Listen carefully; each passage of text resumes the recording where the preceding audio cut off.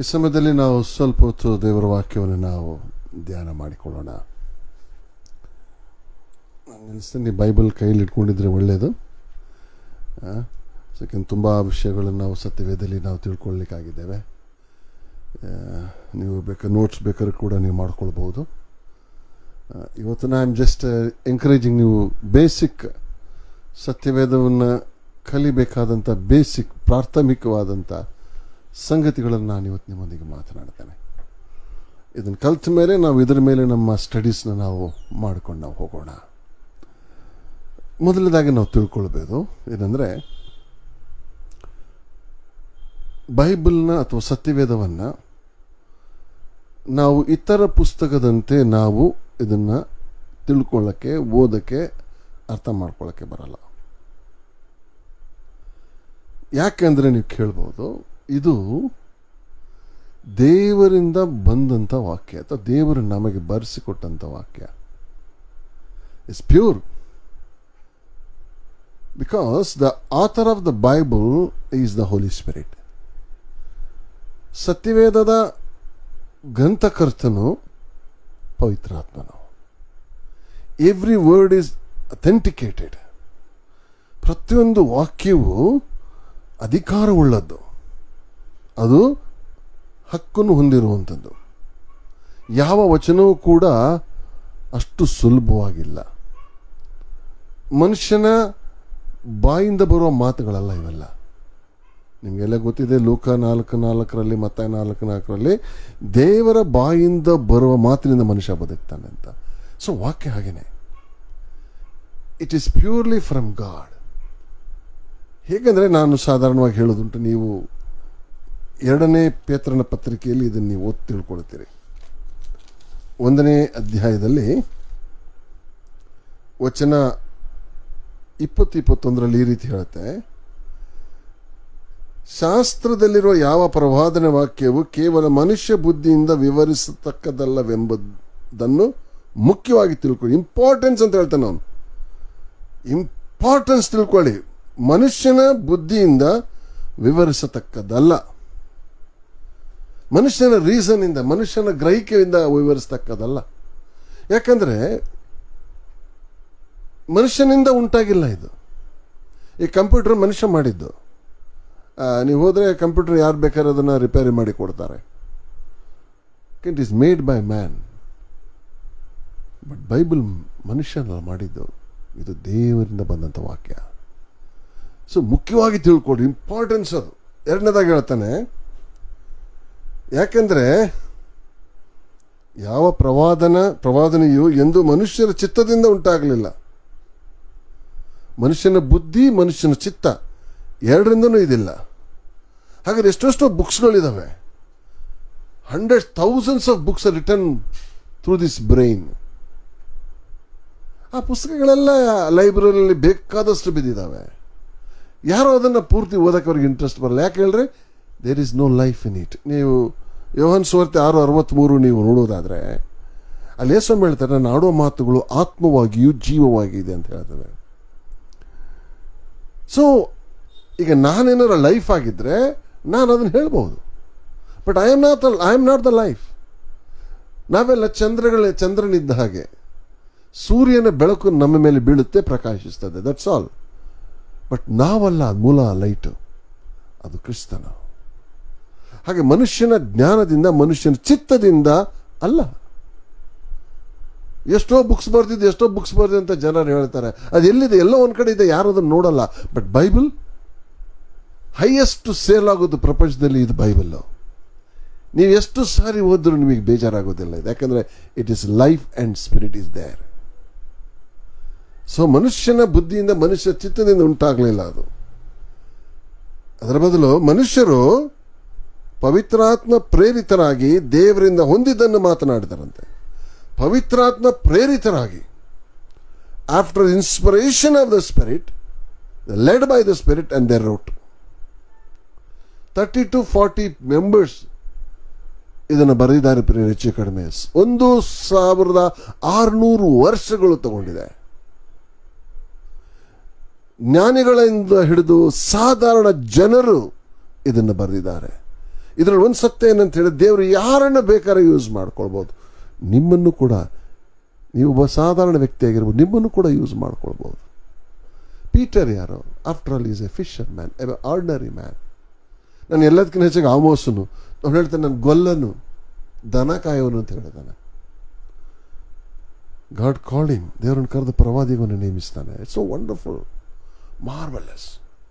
So ಇಂಥವರೆಲ್ಲ ಸೇರಿ ಮನುಷ್ಯರು ದೇವರಾತ್ಮ ಪ್ರೇರಿತರಾಗಿ ಅದನ್ನು ಬರೆದಿದ್ದಾರೆ. ದೇವರಾತ್ಮ ಭರಿತರಾಗಿ, ಇಂಗ್ಲೀಷಲ್ಲಿ ಹೋಲಿ ಮೆನ್ ಆಫ್ ಗಾಡ್ ಅಂತ ಹೇಳುತ್ತೆ. ಹೋಲಿ ಮೆನ್ ಆಫ್ ಗಾಡ್ ದೇವರಿಂದ ಹೊಂದಿದ್ದನ್ನು ಮಾತನಾಡಿದರು. ನನ್ನ ಪ್ರಿಯರೇ, ಅದೇ ಈ ಬೈಬಲ್. ದೇವರಿಂದ ಪ್ರೇರಿತವಾಗಿ ಬಂದ ವಚನಗಳನ್ನು ಮಾತನಾಡ್ತಾರೆ. ಸಾದ ಕಾರಣ, before you read the word, ನೀವು ವಾಕ್ಯ ಓದುವ ಮೊದಲು you have to pray small prayer. ಒಂದು ಪ್ರೇಯರ್ ನೀವು ಮಾಡಬೇಕು. 119ನೇ ಕೀರ್ತನೆ 18ನೇ ವಚನ ನಿಮ್ಗೆಲ್ಲರಿಗೂ ಗೊತ್ತಿದೆ. ಅಲ್ಲಿ ಕೀರ್ತನಕಾರ ಹೇಳ್ತಾನೆ, open my ice lord that I may C wonders from your scripture. ನಿನ್ನ ಧರ್ಮಶಾಸ್ತ್ರ ಅದ್ಭುತಗಳನ್ನು ನಾನು ಕಂಡುಕೊಳ್ತೀನಿ ದೇವರು ಎಂಬುದಾಗಿ ಹೇಳ್ತಾನೆ. ಅದ್ಭುತಗಳನ್ನು ಅಂದರೆ ಸ್ಕ್ರಿಪ್ಚರಲ್ಲಿ ಅದ್ಭುತಗಳು, ಮಹತ್ ಕಾರ್ಯಗಳು, ರಹಸ್ಯಗಳು ಅಡಕವಾಗಿವೆ. Mysteries is there. ಇದನ್ನು ಮನುಷ್ಯ ಬುದ್ಧಿಯಿಂದ ವಿವರಿಸೋದು ಹೇಗೆ ಸಾಧ್ಯ? ಅಪೊಸ್ತಲ ಪೌಲ ದೊಡ್ಡ ಧಾರ್ಮಿಕ ವ್ಯಕ್ತಿ, ಎ ಸ್ಕಾಲರ್, ದೊಡ್ಡ ಸ್ಕಾಲರ್ ಅವನು. ಬಟ್ ಅವನಿಗೆ ಯಾಕೆ ಗೊತ್ತಾಗ್ಲಿಲ್ಲ ಯೇಸು ಸ್ವಾಮಿ ರೀ ಮೆಸ್ಸಿಯನ್ ಅಂತ ಹೇಳಿ? ಅವನು ಮೆಸ್ಸಿಯನ್ ಅಂತೇಳಿ ಅವನಿಗೆ ಯಾಕೆ ಗೊತ್ತಾಗಲಿಲ್ಲ? ಇಲ್ಲಿ ನಮ್ಮ ಕ್ವಾಲಿಫಿಕೇಶನ್ ಮೂಲಕವಾಗಿ ನಾವು ಕ್ರಿಸ್ತನನ್ನು ಅರ್ಥಕೊಳ್ತೀವಿ ಅನ್ನೋದು ಸುಳ್ಳು.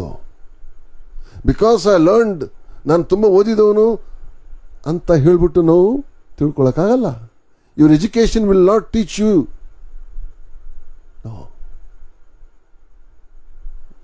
ಕ್ರಿಸ್ತ ಸಭೆಯನ್ನು ಹಾಳು ಮಾಡ್ತಾ ಇದ್ದ. ಈಗ ಒಬ್ಬ ಸಾಧಾರಣ ವ್ಯಕ್ತಿ ಮಾಡೋದಕ್ಕೂ ಒಬ್ಬ ಧಾರ್ಮಿಕ ಜ್ಞಾನಿ ತಿಳುವಳಿಕೆಯನ್ನು ಮಾಡೋಕ್ಕೆ ವ್ಯತ್ಯಾಸ ಇದೆ. ಯಾಕಂದರೆ ಅವನ ಕಣ್ಣು ಮುಚ್ಚಲ್ಪಟ್ಟಿದೆ. ಅದನ್ನು ಅವನು ಬರೀತಾನೆ. ನೀವು if you have Bible, if you come with me, 2 Corinthians chapter 3 ನಿಮ್ಮ 3ನೇ ಅಧ್ಯಾಯ ನೋಡುವಾಗ ಅಲ್ಲಿ ಆತನು ಹೇಳ್ತಾನೆ, ದಯಮಾಡಿ ಗಮನಿಸ್ರಿ, ವಚನ 15ರಲ್ಲಿ, ಈ ದಿನದವರೆಗೂ ಸ್ಟಿಲ್ ಟುಡೇ ಮೋಶೆಯ ಗ್ರಂಥ ಪಾರಾಯಣವು ಆಗುವಾಗೆಲ್ಲ ಮುಸುಕು ಅವರ ಹೃದಯದ ಮೇಲೆ ಇರ್ತದೆ. ಮುಸುಕು ಅವರ ಹೃದಯದ ಮೇಲೆ ಇರ್ತದೆ ಅಂತೆ. ಇನ್ ದೇರ್ ಹಾರ್ಟ್ಸ್ ಆ ವೇಲ್ ಅವ್ರು ಕವರ್ ಆಗಿರುತ್ತೆ. ಇನ್ನು ಮುಖದ ಮೇಲೆ ಮುಸ್ಕೊಂಡ್ರೆ ನಮಗೇನು ಕಾಣೋದಿಲ್ಲ, ಏನೂ ಕಾಣಲ್ಲ ನಮಗೆ. ಬಟ್ ಯಾವಾಗಂದ್ರೆ ಅಲ್ಲಿ ಹೇಳ್ತದೆ ಬೈಬಲ್ಲು, ಅವರು ಕರ್ತನ ಕಡೆಗೆ ತಿರುಗಿದಾಗ ಮುಸುಕು ತೆಗೆಯಲ್ಪಡುವುದು. ಸೊ ದಮಸ್ಕದ ಹಾದಿಯಲ್ಲಿ ದೇವರು ಅವನಿಗೆ ಕಾಣಿಸ್ಕೊಂಡಾಗ ಅವನು ಮುಸುಕು ತೆಗೆಯಲ್ಪಡ್ತಾವ. ಆಗ ಅವನು ತಿಳ್ಕೊಂಡ ಕ್ರಿಸ್ತನು ಮೆಸ್ಸಿಯನ್ ಎಂಬುದಾಗಿ. That is the meaning of opening our eyes. ಅದಕ್ಕೆ ಅವನು ಬರೀತಾನೆ. ನೀವು ದೇವರ ವಾಕ್ಯ ನೋಡುವಾಗ, ನೀವು ಅಪೊಸ್ತಲಕೃತ್ಯಗಳು 26ನೇ ಅಧ್ಯಾಯಕ್ಕೆ ಬರುವಾಗ, Acts 26 and verse 18, 18ನೇ ವಚನದಲ್ಲಿ ಅಲ್ಲಿ ಹೇಳ್ತಾನೆ, ಅವರು ಕತ್ತಲೆಯಿಂದ ಬೆಳಕಿಗೂ ಸೈತನ ಅಧಿಕಾರದಿಂದ ದೇವರ ಕಡೆಗೆ ತಿರುಗಿಕೊಂಡು ನನ್ನಲ್ಲಿ ನಂಬಿಕೆ ಇಡುವುದರಿಂದ ಪಾಪ ಪರಿಹಾರವನ್ನು ಪವಿತ್ರರಾದವರಲ್ಲಿ ಹಕ್ಕನ್ನು ಹೊಂದುವಂತೆ ಅವರ ಕಣ್ಣುಗಳನ್ನು ತೆರೆಯಬೇಕೆಂದು ನಾನು ಅವರ ಬಳಿಗೆ ನಾನು ನಿನ್ನನ್ನು ಕಳಿಸ್ತೇನೆ. ಅವರ ಕಣ್ಣುಗಳನ್ನು ತೆರೆಯಬೇಕೆಂದು.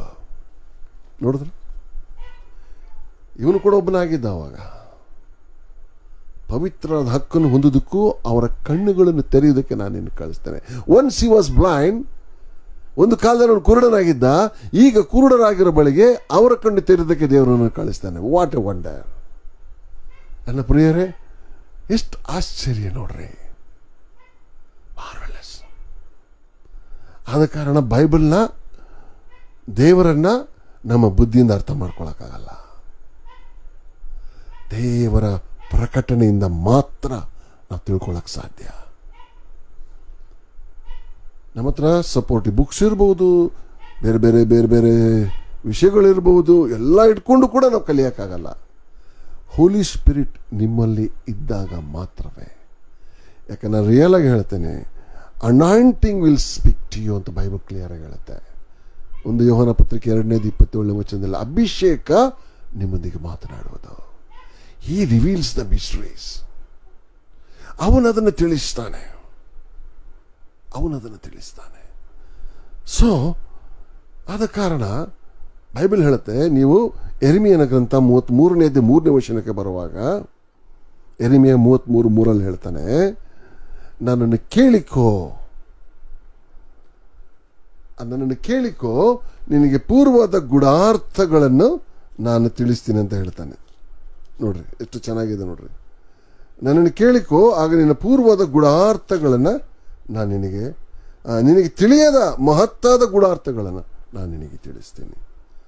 ಸೊ ತಿಳಿಯದ ಮಹತ್ತಾದ ಗೂಢಾರ್ಥಗಳು, ತಿಳಿಯದಂಥ ವಿಚಾರಗಳು. ನೋಡಿ, ನಮ್ಮ ಬುದ್ಧಿಗೆ ತಿಳಿಯುವಂಥ ವಿಚಾರಗಳಿದೆ, ನಮ್ಮ ಬುದ್ಧಿಗೆ ನಿಲುಕದಂಥ ವಿಚಾರಗಳಿದೆ. ಯೇಸು ಸ್ವಾಮಿ ಒಂದು ಮಾತು ಹೇಳ್ತಾರೆ. ನೀವು ಬೈಬಲಲ್ಲಿ ಯೋಹಾನ ಸುವಾರ್ತೆ 3ನೇ ಅಧ್ಯಾಯದಲ್ಲಿ ನಿಕೋದೇಮನಿಗೆ ಹೇಳ್ತಾರೆ, ವಚನ 12ರಲ್ಲಿ, ನಾನು ಭೂಲೋಕದಲ್ಲಿ ನಡೆಯುವ ಕಾರ್ಯಗಳನ್ನು ಕುರಿತು ನಿಮಗೆ ಹೇಳುವಾಗ ನೀವು ನಂಬದೆ ಹೋದರೆ ಪರಲೋಕದ ಕಾರ್ಯಗಳನ್ನು ಕುರಿತು ನಿಮಗೆ ಹೇಳಿದರೆ ಹೇಗೆ ನಂಬ್ತೀರಾ? ನೀವು ಭೂಲೋಕದಲ್ಲಿ ನಡೆಯುವುದನ್ನು ನೋಡುವಾಗಲೇ ನೀವು ಅರ್ಥ ಮಾಡ್ಕೊಳ್ಳಲ್ಲ ಭೂಲೋಕದ ಕಾರ್ಯಗಳಂದ್ರೆ, ಇನ್ನು ಪರಲೋಕದ ಕಾರ್ಯಗಳನ್ನು ಕುರಿತು ಹೇಳಿದ್ರೆ ಹೇಗೆ ಅರ್ಥ ಮಾಡ್ಕೊಳ್ಳೋ? How you understand? How you go deep in the word? ದೇವರು ನಮಗೆ ತಿಳಿಸಿದ್ರೆ ಮಾತ್ರವೇ ಈ ಲೋಕದ ವಿಚಾರಗಳನ್ನೇ ನಾವು ಅರ್ಥ ಮಾಡ್ಕೊಳ್ಳಲ್ಲ ಅಂದಾಗ ಪರಲೋಕದ ವಿಚಾರಗಳನ್ನು ಹೇಗೆ ಅರ್ಥ ಮಾಡ್ಕೊಳ್ಳೋಕೆ ಸಾಧ್ಯ?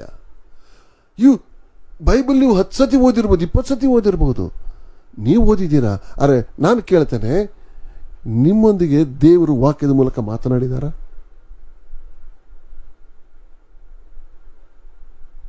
ಕ್ವಶನ್ ಮಾಡ್ಕೊಳ್ಳಿ ಒಂದ್ಸರಿ. ಸತ್ಯವೇದ ಮೂಲಕ ದೇವರು ನಿಮ್ಮ ಸಂಗಡ ಮಾತನಾಡಿದಾರ? ಅಥವಾ ನಾವು ಓದಿದ್ದೇವೆ, ನಾನು ಓದಿದ್ದೇನೆ 100 ಸತಿ ಓದ್ಬೋದು ನೀವು. ಬಟ್ ದೇವರು ನಿಮ್ಮ ಹತ್ರ ಮಾತಾಡಿಲ್ಲ ಅಂದರೆ ಏನು ಪ್ರಯೋಜನ ಇಲ್ಲ. ನಾವು ಯೂಸ್ ಇಟ್ ಆಲ್. ಕರ್ತನು ನಿಮ್ಮ ಸಂಗಡ ಮಾತಾಡಿದ್ರೆ, ಸತ್ಯವೇದದಲ್ಲಿ ಇರುವಂಥ ಸಂಗತಿಗಳನ್ನು ನಿಮಗೆ ತಿಳಿಸ್ತಾ ಹೋದರೆ, ನನ್ನ ಪ್ರಿಯರೇ, ಇನ್ನು ಯಾವ ಟೀಚರು ನಮಗೆ ಬೇಡ. ಹೇಳ್ತೀನಿ ನಾನು, ಇನ್ನು ಯಾವ ಟೀಚರು ನಮಗೆ ಬೇಡ. ದೇವರೇ ನನಗೆ ಟೀಚರ್ ಆಗಿದ್ರೆ ಅದಕ್ಕಿಂತ ದೊಡ್ಡದು ಯಾವುದಿಲ್ಲ ಪ್ರಿಯರೇ. I think he is our teacher, is our best teacher. ಪವಿತ್ರಾತ್ಮ ದೇವರು ನಮಗೆ ಕೊಟ್ಟಿದ್ದ ಉದ್ದೇಶ ಅದೇ. ಅದನ್ನೆಲ್ಲ ನಮಗೆ ತಿಳಿಸ್ತಾನೆ. A to Z ಇಂದ ಪ್ರಾರಂಭದ ಕೊನೆವರೆಗೆ ನಮಗೆ ತಿಳಿಸ್ಕೊಂಡು ಹೋಗ್ತಾರೆ ಅವರು. ಸೊ ಆದ ಕಾರಣ without revelation, without opening our eyes, ನಮ್ಮ ಕಣ್ಣು ತೆರೆಯದೆ ನಾವೇನನ್ನು ಅರ್ಥ ಮಾಡ್ಕೊಳಕ್ಕಾಗಲ್ಲ. ದೇವರು ನಮ್ಮ ಕಣ್ಣು ತೆರೆದಾಗ ಮಾತ್ರವೇ ಮಹತ್ವಗಳನ್ನ. ಯಾಕಂದರೆ ನೀವು ಧರ್ಮೋಪದೇಶ ಕಾಂಡ 29ನೇ ಅಧ್ಯಾಯ 29ನೇ ವಚನಗಳು ನೋಡುವಾಗ 29 ರಹಸ್ಯವಾದವುಗಳೆಲ್ಲವೂ ಯೆಹೋವನಿಗೆ ಸಂಬಂಧಪಟ್ಟಿತೆಂಬುದಾಗೆಲ್ಲ ನೋಡ್ತೇವೆ. ರಹಸ್ಯವಾದವುಗಳೆಲ್ಲವೂ ಯೆಹೋವನಿಗೆ ಸಂಬಂಧಪಟ್ಟದ್ದು.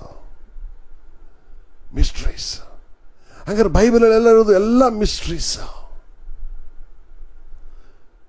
ದೇವರು ಎಲ್ಲವನ್ನ ರಹಸ್ಯವಾಗಿಟ್ಟಿದ್ದಾನೆ.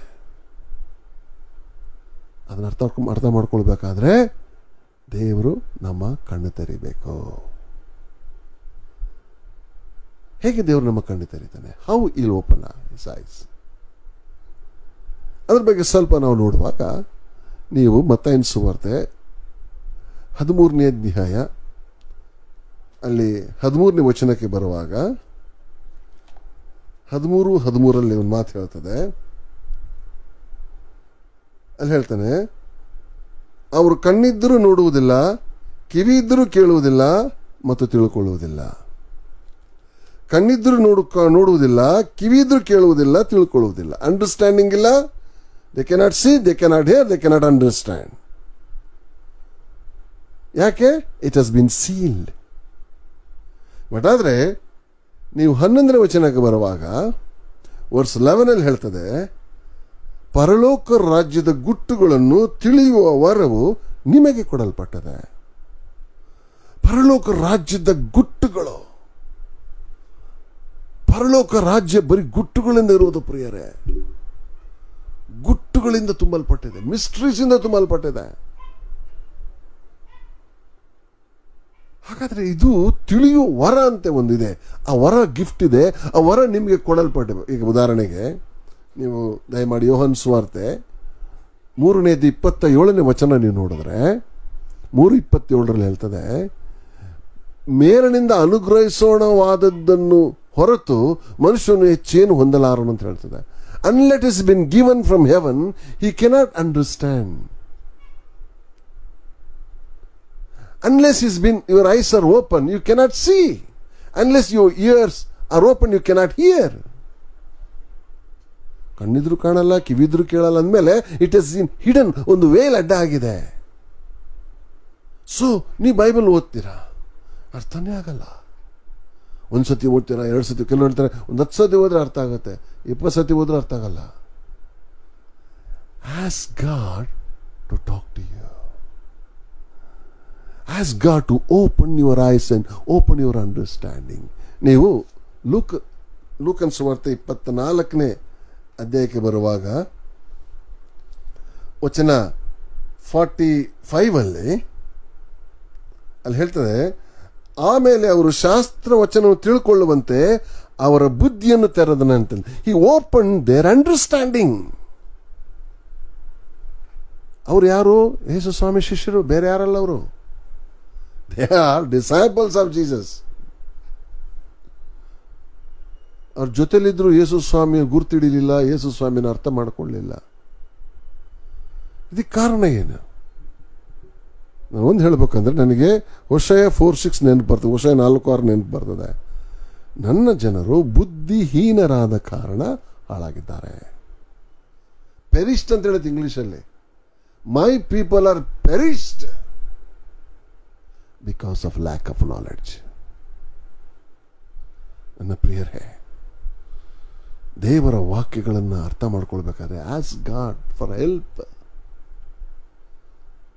ದೇವರ ಸಹಾಯಕ ಕೇಳ್ಕೊಳ್ಳಿ. Lord talk to me today. Jesus ಕಾಲ್ಸಲ್ಲಿ ಸೆಲ್ವರಾಜ್ ಅಂತ ಇದ್ದರು. ನಾನು ಅಲ್ಲಿ ಜೀಸಸ್ ಯಾರಂದರೆ ದಿನಕರ ಹತ್ರ ನಾನು ಹೋಲಿ ಇದು 10 days ಟ್ರೈನಿಂಗ್ ನಾನು ಹೋಗಿದ್ದೆ, ಪವರ್ ಮಿನಿಸ್ಟ್ರಿ. ಆಗ ಅಲ್ಲಿ ಸೆಲ್ವರಾಜ್ ಅಂತ ಇದ್ರು. Is A powerful person, right hand ಇದ್ದಂಗೆ ದಿನಕರ್ಗೆ. ಅವ್ರನ್ನ ಮಾತಂದ್ರು, ನೀವು ಯಾವತ್ತಾದರೂ ದೇವರ ವಾಕ್ಯ ತಗೊಂಡು ದೇವರ ನನ್ನ ಹತ್ರ ಮಾತಾಡು ಅಂತ ಹೇಳಿ ನೀವು ಉಪವಾಸ ಮಾಡಿದ್ದೀರಾ? ಈಗ ಉಪವಾಸ ಪ್ರಾರ್ಥನೆ ಅನ್ನೋದು ಕಾಮನ್ ಅಲ್ವಾ? ಎಲ್ಲರೂ ಉಪವಾಸ ಪ್ರಾರ್ಥನೆ. ವಾಕ್ಯ ದೇವರು ನನಗೆ ಮಾತಾಡಂತೆ ಯಾವತ್ತೂ ಉಪವಾಸ ಮಾಡಿದ್ದೀರಾ ನೀವು ಅಂತ ಕೇಳಿದ್ರು. ನಮಗದು ಗೊತ್ತೇ ಇರಲಿಲ್ಲ. ಅವತ್ತು ನಾನು ತಿಳ್ಕೊಂಡೆ, ದೇವರ ಹತ್ರ ನಾನು ಕೇಳಬೇಕು ದೇವರೇ. ಯಾಕಂದರೆ ನೀವು ಕೇಳದಿದ್ರೆ ನಿಮಗೆ ಸಿಗಲ್ಲ. ಬೈಬಲ್ ಒಂದು ಸೀಕ್ರೆಟ್ ಅದು. ನೀವು ಕೇಳ್ಕೊಳ್ಬೇಕು. ನೀವು ಯಾಕೊಂದು ಪತ್ರಿಕೆ ನಿಮಗೆ ಗೊತ್ತಲ್ಲ, 4ನೇ ವಚನದಿಂದ ನೋಡ್ತೀರಿ, ಬೇಡಿಕೊಳ್ಳದ ಕಾರಣ ನೀವೊಂದಲ್ಲ. ಏನೇ ಇರ್ಬೋದು, ಎ ಇಂದ ಝಡ್ ವರೆಗೆ ಇರ್ಬೋದು, ನೀವು ಬೇಡ್ಕೊಳ್ಬೇಕು. You must ask God to talk to you. ಬಾಯಿ ಬಿಟ್ಟು ಕೇಳಬೇಕು. ಮನಸ್ಸಲ್ಲಿ ದೇವ್ರು ಅರ್ಥ ಮಾಡ್ಕೊಳ್ತಾನೆ, ದೇವ್ರಿಗೆಲ್ಲ ಗೊತ್ತಿದೆಯಲ್ಲ. No no no no he knows. ನಿಮಗೇನು ಅವಶ್ಯಕತೆ ಗೊತ್ತಿದೆ. ಅದಕ್ಕೆ ಮತ್ತಾಯ 7:7 ಏನು ಹೇಳುತ್ತೆ? ಬೇಡಿಕೊಳ್ಳಿರಿ ನಿಮಗೆ ದೊರೆಯುವುದು. ಇಲ್ಲಿ ಯಾಕೆ ಸ್ವಾಮಿ ಹೇಳ್ತಾ ಇದ್ರು, ನೀವು ಬೇಡ್ಕೊಳ್ಳಿದ್ರೆ ಪರವಾಗಿಲ್ಲ ನಾನು ಕೊಡ್ತೀನಿ ಅಂತ. ನೋಡಿ, ಅದು ಡಿಫ್ರೆಂಟ್ ಸ್ಟೇಜಸ್ ಇದೆ ಅದರಲ್ಲಿ. ನೀವು ಕೇಳ್ಕೊಳ್ಬೇಕು, ಬಾಯಿ ತೆರೆದು. ಅದು ನಿಮ್ಮ ಆಸಕ್ತಿಯನ್ನು ತೋರಿಸುತ್ತೆ. ಸ್ವಾಮಿ ನನ್ನ ಹತ್ರ ಮಾತನಾಡು. ಎಸ್, ನಿಮ್ಮ ಹತ್ರ ಮಾತಾಡ್ತಾರೆ ಅವರು. Will speak to you. So ಆದ ಕಾರಣ ನಾನು ನಿಮ್ಗೆ ಹೇಳೋದಿಷ್ಟೇ, ದೇವರನ್ನ ಕೊಡಲ್ಪಡ್ದಿನೂ ಅರ್ಥ ಆಗಲ್ಲ. ದೇವರ ರಾಜ್ಯದ ಗುಟ್ಟುಗಳನ್ನು ತಿಳಿಯೋ ವರ ನಿಮಗೆ ಕೊಟ್ಟಿದೆ. ಹಾಗಾದ್ರೆ ಯು ಹ್ಯಾವ್ ರಿಸೀವ್ಡ್ ಇಟ್. ಸಿಕ್ಕಾಗ ದೇವರು ನಿಮಗೆ ವಿಶೇಷವಾದ ಜ್ಞಾನ ಕೊಡ್ತಾರೆ, ಬುದ್ಧಿಯನ್ನು ಕೊಡ್ತಾರೆ. ಸೊ ಈ ಸಮಯದಲ್ಲಿ ನಾನು ನಿಮ್ಮೊಂದು ವಚನ ತೋರಿಸ್ಲಿಕ್ಕೆ ಇಷ್ಟಪಡ್ತೇನೆ. ಹೆಜ್ಕೇಲ ಪ್ರವಾದನೆ ಗ್ರಂಥ ದಯಮಾಡಿ ಓಪನ್ ಮಾಡ್ರಿ. ಹೆಜ್ಕೇಲ 40ನೇ ಅಧ್ಯಾಯದಲ್ಲಿ ಚಾಪ್ಟರ್ 40 ಅಲ್ಲಿ ವಚನ 4. ಎಜೆಕಿಯಲ್ ಚಾಪ್ಟರ್ 40 and verse 4 ಅಲ್ಲಿ ಹೇಳ್ತಾನೆ, ನರಪುತ್ರನೇ, ನೀನು ಕಣ್ಣಿಟ್ಟು ನೋಡು, ಕಿವಿಗೊಟ್ಟು ಕೇಳು, ನಾನು ನಿನಗೆ ತೋರಿಸುವುದನ್ನೆಲ್ಲ ಮನಸ್ಸಿಟ್ಟು ತಿಳ್ಕೋ. ನಾವು ಮಾಡಬೇಕಾಗಿದ್ದ ಬೇಸಿಕ್ ಹೋಮ್ವರ್ಕ್, ನಾವು ಮಾಡಬೇಕಾಗಿದ್ದಂಥ ಹೋಮ್ವರ್ಕ್ ಏನು? ಕಣ್ಣಿಟ್ಟು ನೋಡು, ದೃಷ್ಟಿ ಇಟ್ಟು ನೋಡು. I don't have English Bible ಇಲ್ಲ, ಐ ವಿಲ್ ಟ್ರೈ ಇಟ್. ಇದು ಬಹಳ ಚಂದವಾದದ್ದು ಪ್ರಿಯರೇ, ಯು ಮಸ್ಟ್ ನೋ.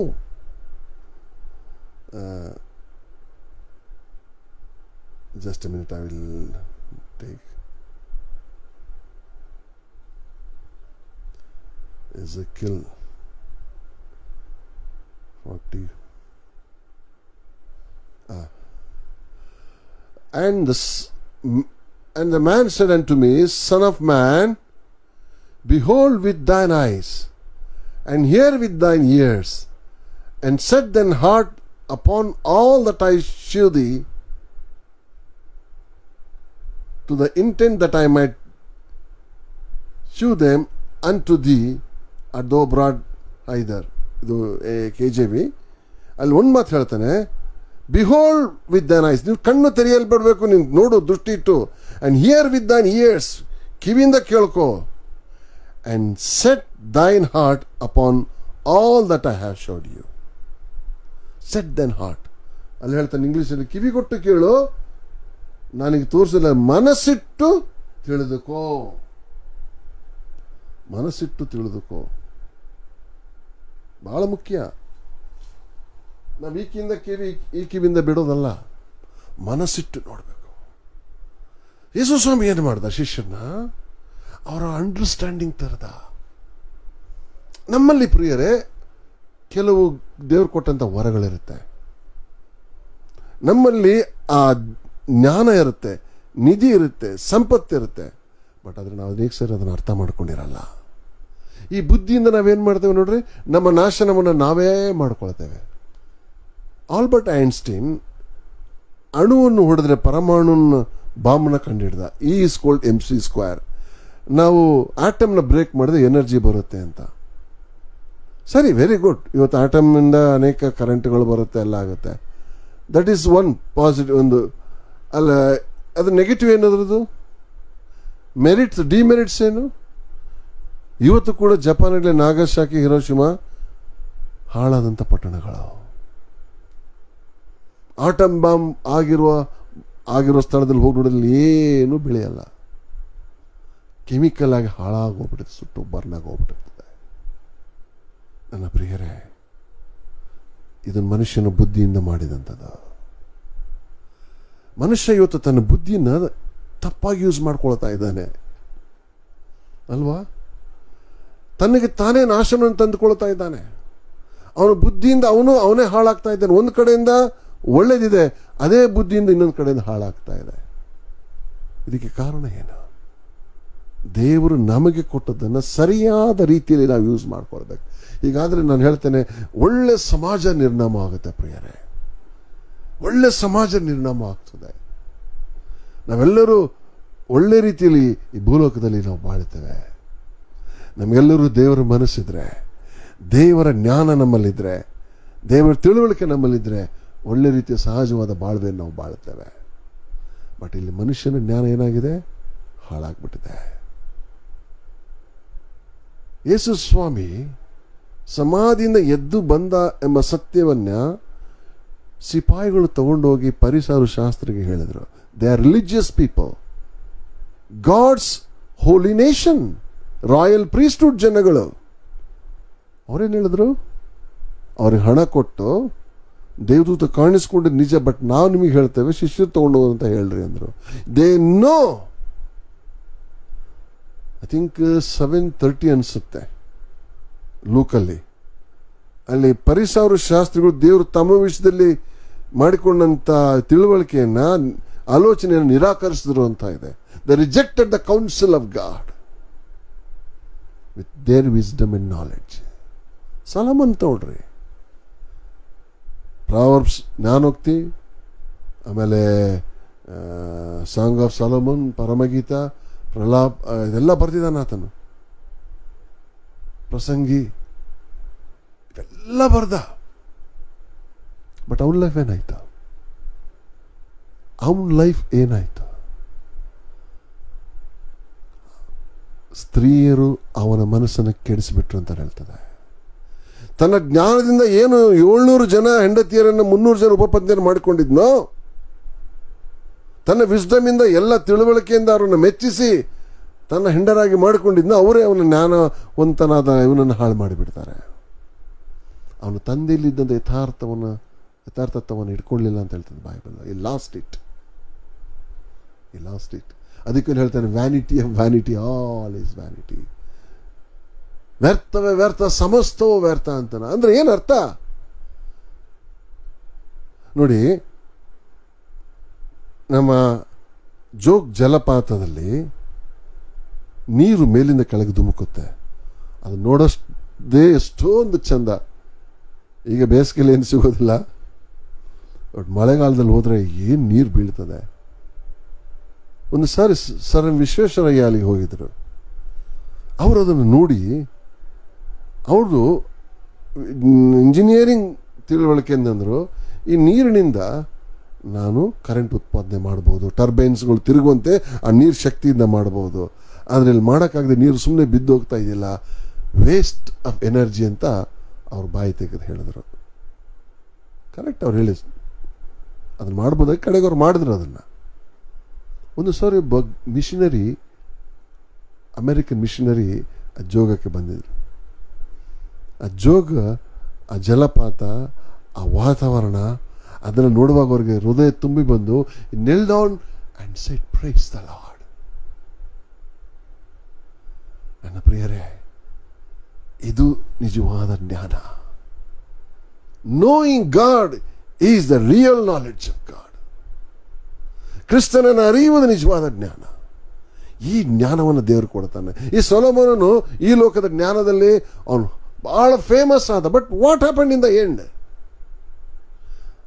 ನನಗೊಬ್ಬ ವ್ಯಕ್ತಿಗೆ ಹೆಸರು ಮಾಡ್ತಾ ಇದ್ದೇನೆ. ಈಸ್ ಎ ಫಿಲಾಸಫರ್, ಬಹಳ ದೊಡ್ಡ ಫಿಲಾಸಫರ್ ಅವನು. ಅವನು ಹೇಳ್ತಾನೆ, ದೇವರಿಲ್ಲ, ದೇವರಂತ ನೀವು ಮಾಡ್ಕೊಂಡಿದ್ದೆಲ್ಲ ಸುಳ್ಳು, ಸತ್ಯವೇದ ಸುಳ್ಳು, ಸಾಲ್ವೇಷನ್ ಇಲ್ಲ, ರಕ್ಷಣೆ ಇಲ್ಲ, ಕ್ರಿಸ್ತನ ಶಿಲುಬೆಯಲ್ಲಿ ಸಾಯಲಿಲ್ಲ, ಎಲ್ಲ ಮನುಷ್ಯನ ಮಾಡಿಕೊಂಡಂಥ ಆಲೋಚನೆ ಅಂತ ದೊಡ್ಡ ದೊಡ್ಡ ವಾಲ್ಯೂಮ್ಸ್ ಆಫ್ ಬುಕ್ಸ್ ಬರೀತಾನೆ. ಫಿಲಾಸಫಿ ಬರೀತಾನೆ, ತತ್ವಜ್ಞಾನವನ್ನು ಬರೀತಾನೆ ಅಲ್ವಾ? ಅದಕ್ಕೆ ಹೇಳಿದ ಗ್ರೀಕರು ಜ್ಞಾನ ಹುಡುಕ್ತಾರೆ. 1 ಕೊರಿಂಥ 1:22 ಹೇಳ್ತಾನೆ, ಇವನು ಗ್ರೀಕ್ ತರ ಜ್ಞಾನ, ವಿಶೇಷವಾದ ಜ್ಞಾನಿಗಳು. ನೀವು ಮನುಷ್ಯರ ಜ್ಞಾನ, ದೇವರ ದೇವರ ಎಕ್ಸಿಸ್ಟೆನ್ಸ್ನೇ ಇಲ್ಲ ಅಂತ ಹೇಳ್ತದೆ, ದೇವರ ಇರುವಿಕೆನೇ ಇಲ್ಲ ಅಂತ ಹೇಳ್ತದೆ ಅಲ್ವಾ? ನನ್ನ ಪ್ರಿಯರೇ, ನಿಮಗೆ ನಾನು ಮುಂದೆ ಈ ಕ್ರಿಯೇಷನ್ ಬಗ್ಗೆ ನಾನು ನಿಮ್ಮ ಹತ್ರ ಮಾತಾಡ್ಲಿಕ್ಕೆ ಇಷ್ಟಪಡ್ತೇನೆ. ದೇವರ ಇರುವಿಕೆ ಬಗ್ಗೆ, ದ ಎಕ್ಸಿಸ್ಟೆನ್ಸ್ ಆಫ್ ಗಾಡ್ ಬಗ್ಗೆ ನಾನು ಮಾತಾಡ್ಲಿಕ್ಕೆ ಇಷ್ಟಪಡ್ತೇನೆ. ಹೇಗೆ, how to prove the existence of God with the scientific proof. ವಿಜ್ಞಾನದ ಒಂದು ಸಹಾಯದಿಂದ ಇವತ್ತು ಬೈಬಲ್ ಎಷ್ಟು ಸತ್ಯ ಅನ್ನೋದನ್ನು ನಾನು ನಿಮಗೆ ಪ್ರೂವ್ ಮಾಡಲಿಕ್ಕೆ ಇಷ್ಟಪಡ್ತೇನೆ. It's very true. ನನ್ನ ಪ್ರಿಯರೇ, with all our wisdom we say there is no God. ಅದೇ ಒಂದು ಪ್ರತಿಪಾದಿಸಿದ, ಆರ್ಗ್ಯೂ ಮಾಡ್ದ.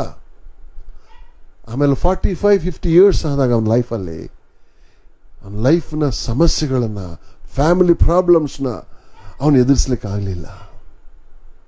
ಇಫ್ ಯು ಡೋಂಟ್ ಲರ್ನ್, ನೀವು ಕಲಿದಿದ್ರೆ, the life will teach you a lesson. ಜೀವನ ಪಾಠ ಕಲಿಸ್ತದ ಒಂದು ದಿನ. ಅವನು ಜೀವನ ಅವನಿಗೆ ಪಾಠ ಕಲಿಸ್ತ. And one day he said, how can I come out from this problem? Somebody has introduced Jesus to him. ಯೇಸುನವರಿಗೆ ಪರಿಚಯ ಮಾಡಿಸಿದ್ರ. He knelt down and accepted Jesus as a savior in his heart. ತರುವುದರಲ್ಲಿ ಯೇಸುವನ್ನು ತನ್ನ ರಕ್ಷಕನ ಅಂಗೀಕರಿಸಿಕೊಂಡ. ಪ್ರಿಯರೇ, he found the answer all his problems.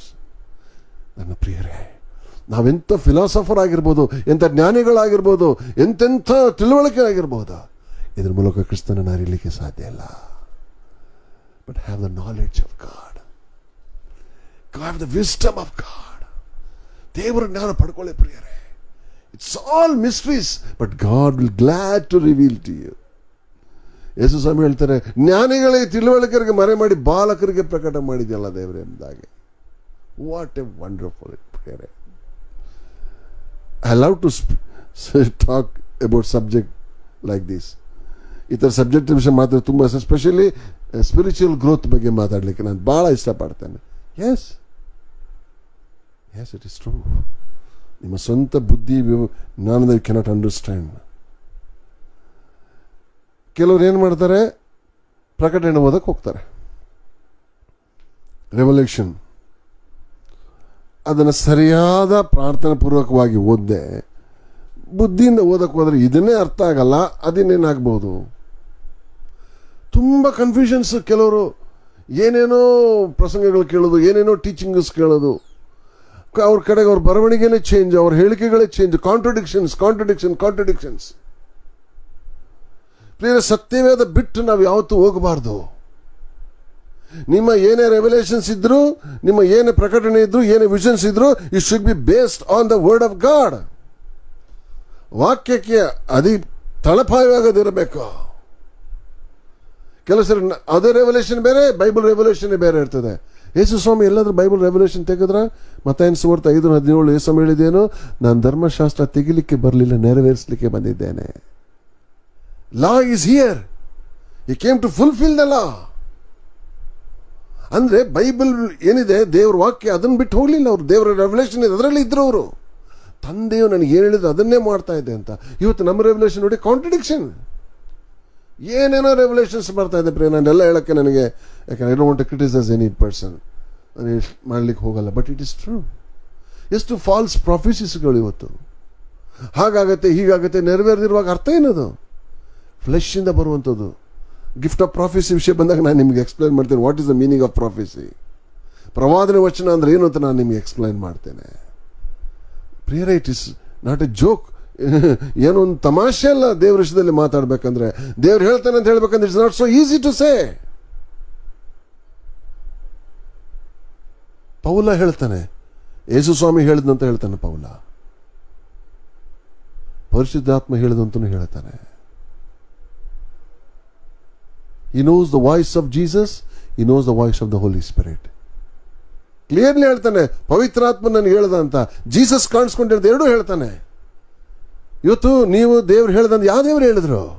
ತಂದೆಯಾದ ದೇವರ, ಕುಮಾರನಾದ ದೇವರ, ಪವಿತ್ರಾತ್ಮನಾದ ದೇವರ? Who was told you? You must explain, you must know, differentiates. ಅದಕ್ಕೆ ಪ್ರಿಯರೇ, ಸತ್ಯವೇದ ಓದಬೇಕು ನೀವು. ಸತ್ಯವೇದ ನೋಡಿ, ನಾನು ಯಾವಾಗಲೂ 3 ಥರ ಹೇಳ್ತಾನೆ. Reading Bible is different, meditating the Bible is different, studying the Bible is different. ಸತ್ಯವೇದ ಓದುವುದು ಬೇರೆ, ಸತ್ಯವೇದ ಅಧ್ಯಯನ ಮಾಡೋದು ಬೇರೆ, ಸತ್ಯವೇದವನ್ನು ಧ್ಯಾನ ಮಾಡೋದು ಬೇರೆ. 3 ಬೇರೆ ಬೇರೆ ವಿವಿಧ ರೀತಿಯಲ್ಲಿ ಅದು ಇರ್ತದೆ. ನಾವು ಯಾವಾಗ ಅಧ್ಯಯನಕ್ಕೆ ಬರ್ತೇವಲ್ವಾ, ಆಗ ನಾವು ಅದರ ಮೂಲವನ್ನು ತಿಳ್ಕೊಳ್ತೇವೆ. ನಾವು ಆಳಕ್ಕೆ ನಾವಾಗ ಹೋಗ್ತೇವೆ. ಈಗ ನೋಡಿ, ಯೋಹಾನ ಸುವಾರ್ತೆ, ಮತ್ತಾಯನ ಸುವಾರ್ತೆ 11ನೇ ಅಧ್ಯಾಯ 27ನೇ ವಚನದಲ್ಲಿ ಯೇಸು ಸ್ವಾಮಿ ಹೇಳಿದ್ರು, ನನ್ನನ್ನು ಹೊರತು ಯಾರು, ತಂದೆಯನ್ನು ಹೊರತು ಮಗನು ಹೊರತು ತಂದೆಯನ್ನು ಯಾರು ತಿಳ್ಕೊಂಡಿಲ್ಲ ಅಂತ ಹೇಳ್ತಾನೆ. ಮಗನೇ ಹೊರತು ಇನ್ಯಾರು ತಂದೆಯನ್ನು ತಿಳಿಯಕ್ಕೆ ಸಾಧ್ಯ ಇಲ್ಲ, ತಂದೆ ಹೊರತು ಇನ್ಯಾರು ಮಗನನ್ನು ತಿಳಿಯಕ್ಕೆ ಸಾಧ್ಯ ಇಲ್ಲ ಅಂತ. ಆದರೆ ಮಗನು ತಂದೆಯನ್ನು ಯಾರಿಗಾರು ಪ್ರಕಟ ಮಾಡಬೇಕಂದ್ರೆ ಸಾಧ್ಯ ಅಂತ. Only who become the third person there. Jesus ಯಾರನ್ನಾರು ತಂದೆಗೆ ಪರಿಚಯ ಮಾಡಿಸ್ಬೇಕಂತ ಹೇಳಿದ್ರೆ ಮಾತ್ರ ಅವನಿಗೆ ತಿಳ್ಕೊಳಕ್ಕೆ ಸಾಧ್ಯ. ಅದಕ್ಕೆ ಹೇಳಿದ್ದು, ಮನುಷ್ಯನಿಗೆ ಎಷ್ಟು ಕೊಡಲ್ಪಟ್ಟಿದೆ ಅಷ್ಟೇ. 50% ಕೊಟ್ಟುಬಿಟ್ಟಿದ್ರೆ 50%, 60% ಬಿಡಕ್ಕೆ ಸಾಧ್ಯ ಇಲ್ಲ. ದೇವ್ರ ಕೃಪೆ ಮಾಡಿ ಅವನಿಗೆ ಇನ್ನೂ 50% ಕೊಟ್ಟರೆ ಮಾತ್ರ. Otherwise you cannot. ನಾವು ಸುಮ್ಮನೆ ಹೇಳೋದು ಯಾಕೆ? ಅದಕ್ಕೆ ಯೆರೆಮೀಯ 23 ಹೇಳ್ತಾನೆ, ಕನಸು ಬಿತ್ತು ಅಂತ ಸುಳ್ಳಾಗಿ ಹೇಳುವವರು, ಮನಸ್ಸಿಗೆ ಬಂದದನ್ನು ಹೇಳುವವರು. It all nonsense, I tell you. ಅದಕ್ಕೆ ಇವತ್ತು ಗಲಿಬಿಲಿ ಮೇಲೆ ಗಲಿಬಿಲಿ ಚರ್ಚ್ಗಳಲ್ಲಿ. ಯಾಕೆ? Wrong prophecies, wrong revelations. You have to move by the spirit. ದೇವರಾತ್ಮನ ನಡೆಸಿಕೊಳ್ಬೇಕು ನೀವು. ಪವಿತ್ರಾತ್ಮನ ಒಬ್ಬರ ಮೂಲಕ ಹೋಗೊಂದು ಇನ್ನೊಬ್ಬರ ಮೂಲಕ ಇನ್ನೊಂದು ಮಾತಾಡ್ಲಿಕ್ಕೆ ಸಾಧ್ಯನಾ? ಪೌಲ್ ಹೇಳ್ತಾನೆ, ನಾನು ಅವನು ಒಂದೇ ಆತ್ಮ ನಡೆಸಲ್ಪಡುವರಲ್ಲವೇ? We are moved by the same spirit. What a wonderful it is. Church history ಬಂದಾಗ, ಬೈಬಲ್ ಹಿಸ್ಟ್ರಿ ಬಂದಾಗ ನಾನು ನಿಮಗೆ ಎಕ್ಸ್ಪ್ಲೇನ್ ಮಾಡ್ತೇನೆ ಅದನ್ನು ನಿಮಗೆ. ಹೇಗೆ ಸತ್ಯವೇದದ ಮೇಲೆ ಎಷ್ಟು ಅಪಾದನೆಗಳು ಬಂತು, ಎಷ್ಟು ಟೀಕೆಗಳು ಬಂತು, ಅದನ್ನು ಹೇಗೆ ಚರಿತ್ರೆಯಲ್ಲಿ ದೇವರು ಹೇಗೆ ಅದನ್ನು ತೆಗೆದರು, ಹೇಗೆ ಸತ್ಯವನ್ನು ಪ್ರಕಟ ಮಾಡ್ತಾ ಹೋದರು ಅಂತ. ಎಲ್ಲ ಆರ್ಗ್ಯುಮೆಂಟ್ಸು, ವಾದಗಳು ಸತ್ಯವೇದ ವಿರುದ್ಧ ಬಂದಿದೆ, ಎಲ್ಲ ಬಿದ್ದೋಗಿದೆ. ಪರಿಹಾರ ಎಲ್ಲ ಬಿದ್ದೋಗಿದೆ. ಒಂದು ನಿಂತ್ಕೊಳ್ಳೋಕ್ಕಾಗಲಿಲ್ಲ. Because we serve a living God, we serve a true God, ನಿಜವಾದ ದೇವರು. ಅದಕ್ಕೆ ಸತ್ಯವೇದ ದೇವರು ಇರಬಹುದು ಅಂತ ಪ್ರಾರಂಭ ಮಾಡಲ್ಲ. ಸತ್ಯವೇದ ಹೇಗೆ ಪ್ರಾರಂಭ ಆಗುತ್ತಾನೆ? In the beginning God created heaven and earth.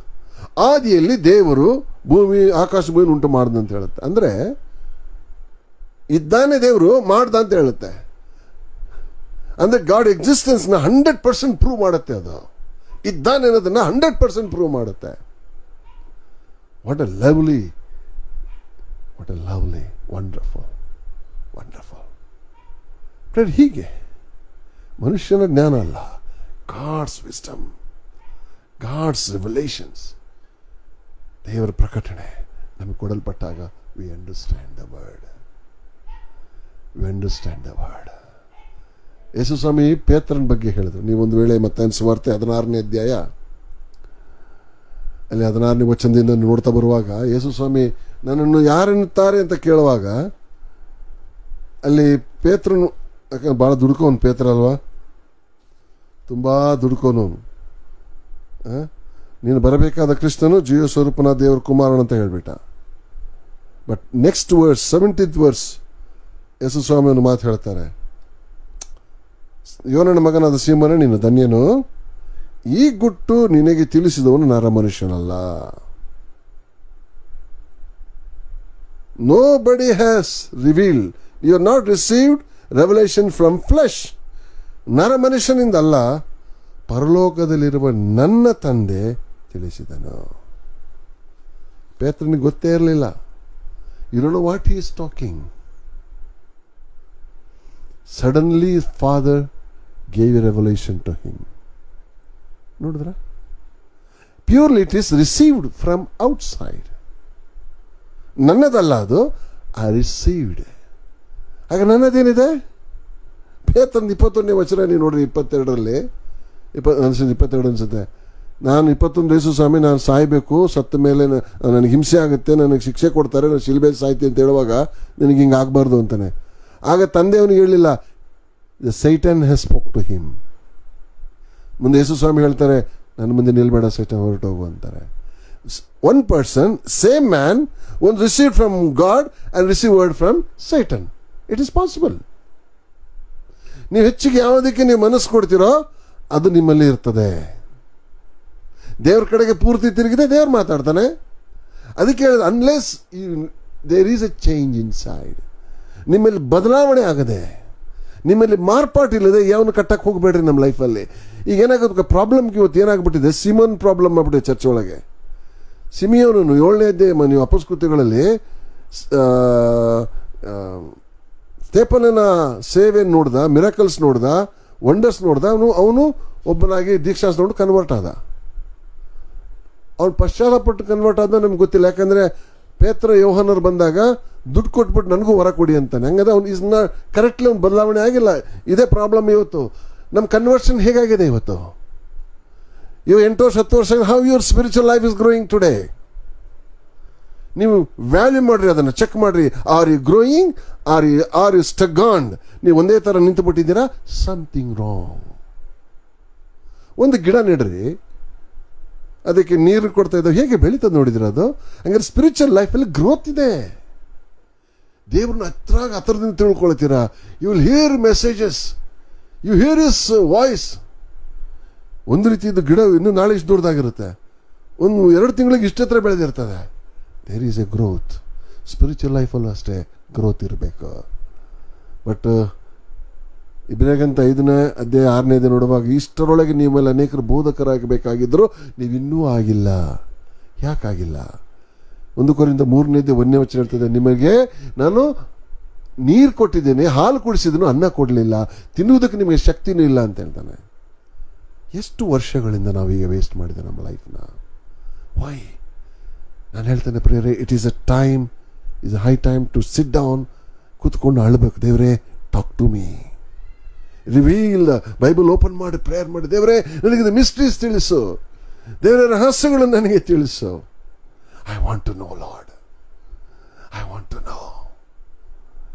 ಪ್ರಿಯರೇ, ನಾವು ಕಲಿಬೇಕು ಪ್ರಿಯರೇ. ದೇವರು ನಿಮಗೆ ಖಂಡಿತವಾಗಿ ತಿಳಿಸ್ತಾರೆ. Will encourage you.